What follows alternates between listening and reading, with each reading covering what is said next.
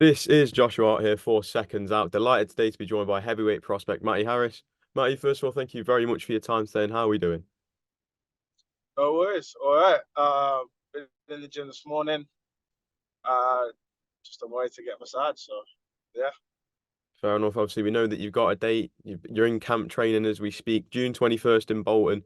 Just talk to you about your training camp so far. So I know you're with a new trainer in Peter Fury and you've had that one camp with him, but you've had the fight now. You've got a bit more of an understanding for each other. Just talk to me about training going into this second camp with Peter.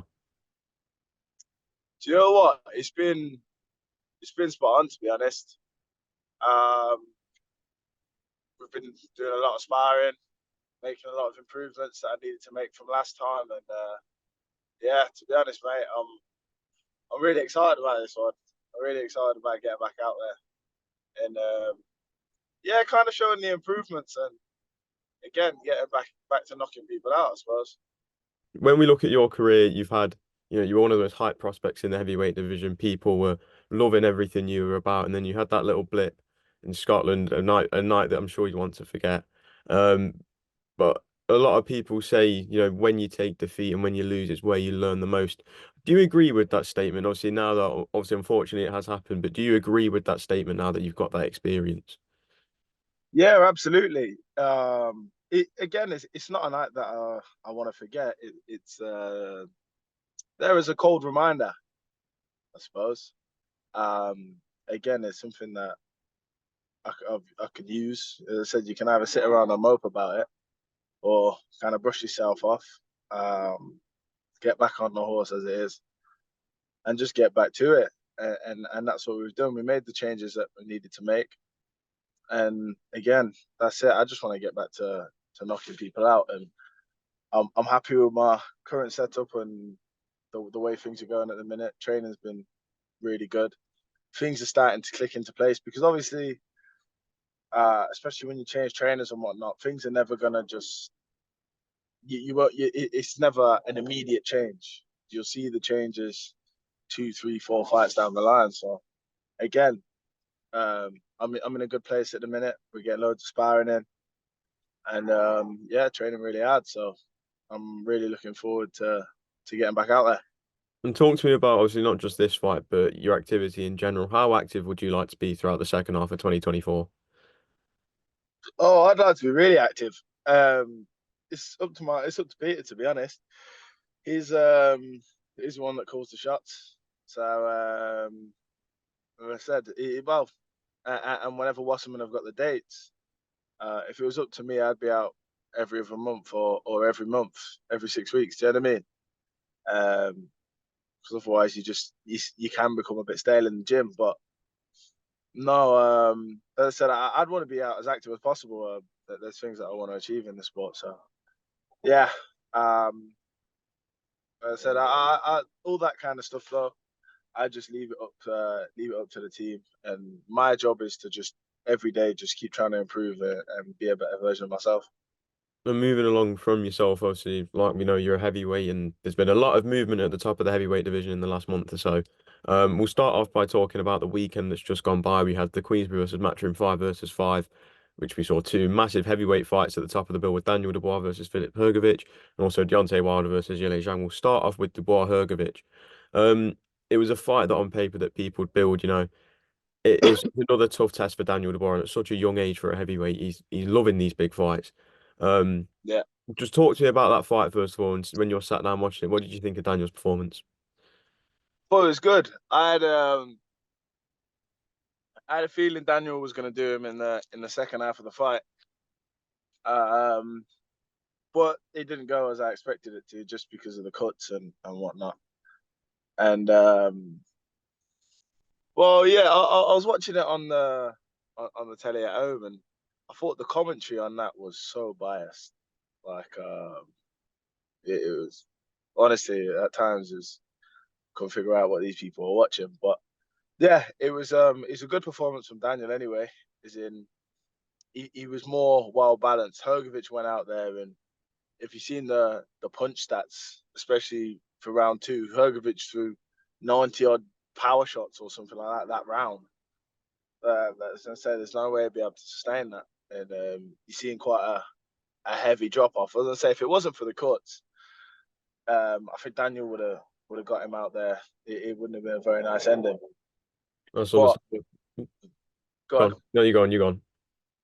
Yeah, but I was gonna say, yeah, because there's going out there throwing that many shots, and Hrgovic has had a history of fading towards the back half of fights. So, and Daniel just looked like he was getting stronger and stronger and stronger, and he was very consistent as well in his output. And he's a younger, fresher man. It was a good win. I was happy to see him win. To be honest, it's And good. when You want to see the Brits doing well. So And when we look at Daniel's career, obviously he's got the two notable defeats to Joe Joyce and Oleksandr Usyk, two defeats that you shouldn't be ashamed about because they are two of the, at the time, obviously Usyk still being the most elite man in the division. But one thing that was questioned with Dubois was how much he wants it when he's in there, and it's getting tough. But since this change to Don Charles, and like you said, obviously things aren't going to click into place straight away, but you're seeing the improvements as the fights go on. And one thing that I think I've noticed massively, and a lot of people have noticed, is Daniel's mental strength. Do you believe that there has been a big change in his mental strength, and he's weathering the storms now, isn't he?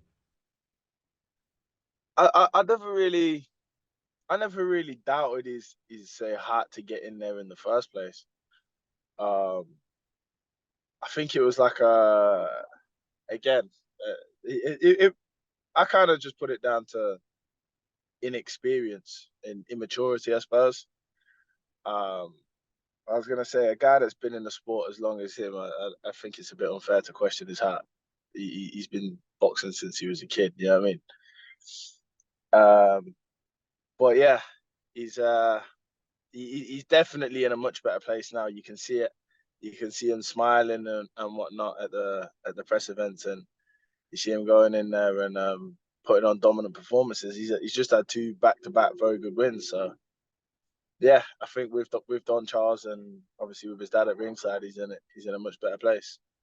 And with obviously those two massive wins that you mentioned, me and Jerome Miller and Philip Hrgovic, it's now opened the door to a potential fight with Anthony Joshua. It's set for September at Wembley Stadium. How does that fight play out? 'Cause it's a fight that you wouldn't have expected at the beginning of this year, but boxing moves in mental ways that we'll never understand. And here we are, and we could be witnessing that fight at Wembley Stadium. Just talk to me about that fight. That I genuinely don't know. If Dubois doesn't tighten up his defense and keeps getting cracked straight down the middle like he was, um, it I'd see that ending very badly, to be honest. But if he's able to tighten up his defense, and he might just be a bit too fresh for AJ, a bit too young and fresh. I genuinely don't know.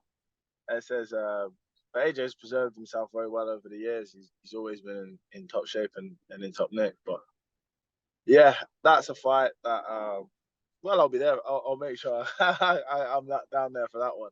That'll be a good one. So I yeah, think we'll all be there for yeah, spot on. that. Obviously, moving forward to the other fight on the card, we saw Deontay Wilder versus Zhang. It was a fight week where we're watching the build up and we're thinking that Wilder's got that hunger back, back before the Fury fights, and you could see it was really in his eyes, and we kind of lost that spark in his eye, and we all thought it was back, but it wasn't to be. Zhang was just simply too big, too strong.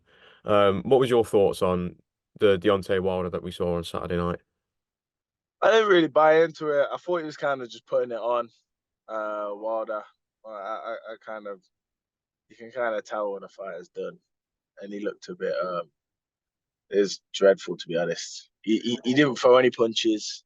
The one round he dropped a few right hands in and tried to have a little go, and he got knocked back out. So I mean, turning your back when you're getting hit is like that's one of them things that you taught at the very start. You know, when you start boxing, like it's one of them things that you just don't do.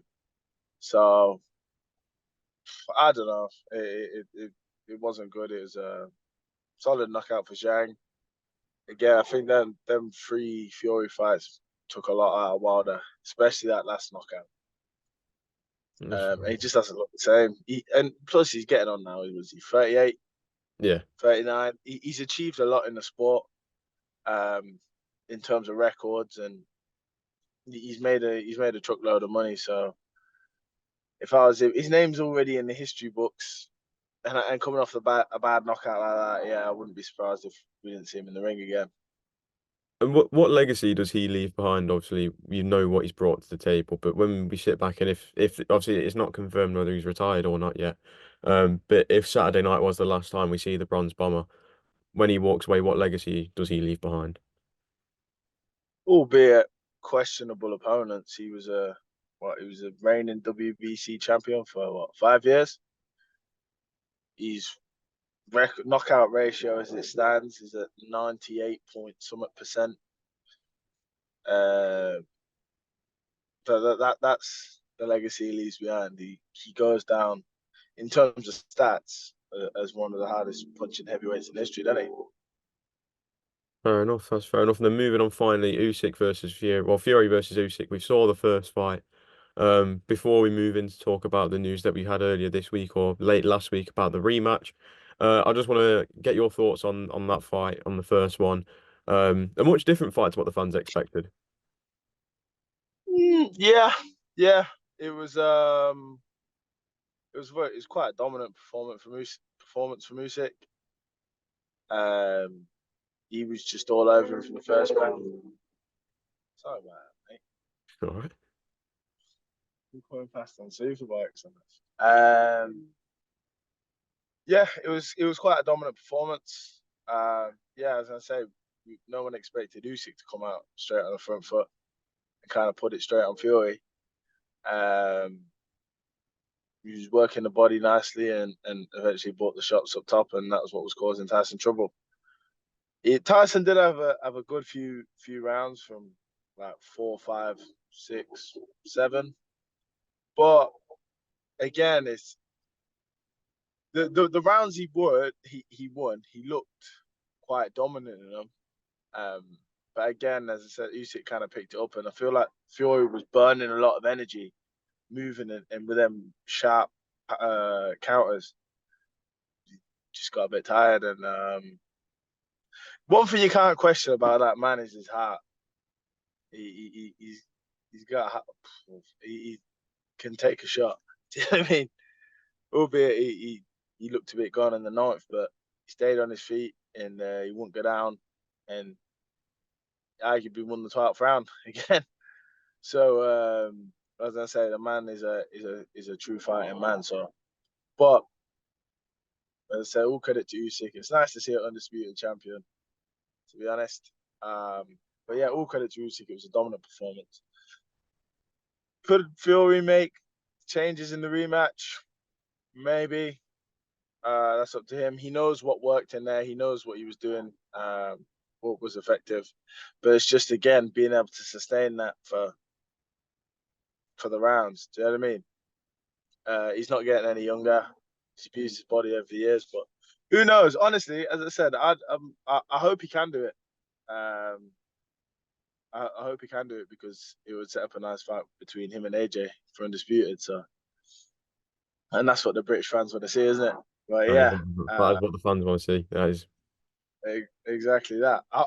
Honestly, I do hope Fury comes back and gets a win, but again, that'll be up to him. Again, he's another one who's made more money than he'll ever be able to spend in his life. He's won every belt there is to name under the sun.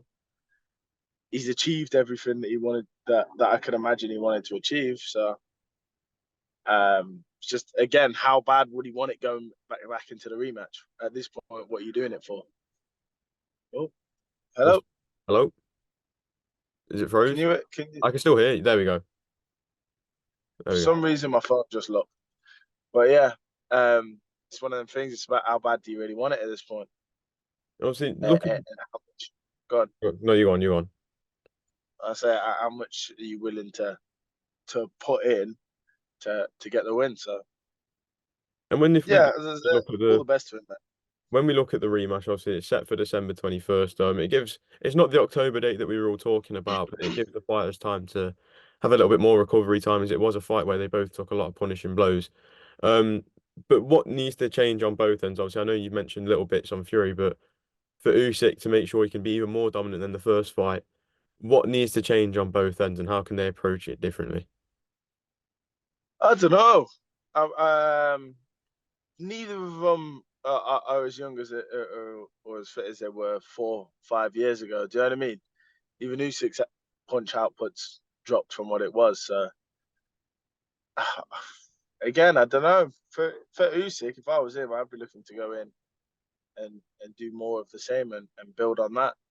But if I was Fury, I'd looking to go in there and take it to him. You know what I mean?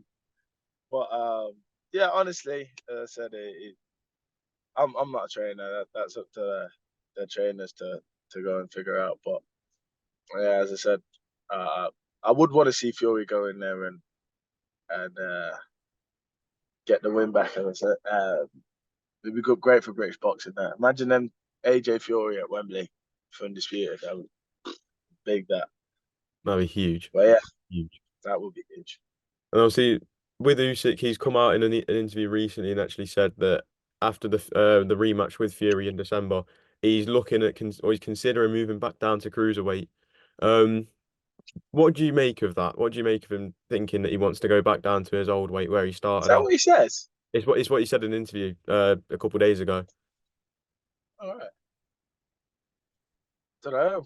Who is there for him to fight at cruiserweight? He's You've beating got, everyone. mm, Opataya. I think that's the one fight really that a lot of people. That's the Yeah, fight a lot of people are talking about Usyk versus Opetaia because it's such a similar clash of styles. yeah, yeah. It is. I don't know. Again, it's difficult. He says it's a similar class of styles. Usyk's a different breed to. I say a different breed to Opataya. He's if you took Oleksandr Usyk and a Jai Opataya at the same age, Hmm. it's not competitive.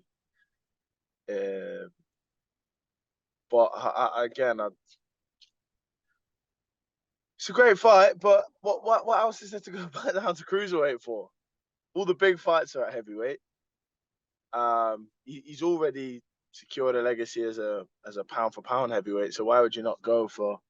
Although he's beat Dubois, Fury, and Joshua, so it's already a decent resume. But yeah, as I say, surely you're better off staying at heavyweight and trying to defend your titles up there. Or I don't know. It's got to be better than going back down to cruiserweight, surely. I think what he said he wants to do it for is so he can become a two-time undisputed. So obviously, while being two-weight undisputed, he wants to be two-time undisputed as well.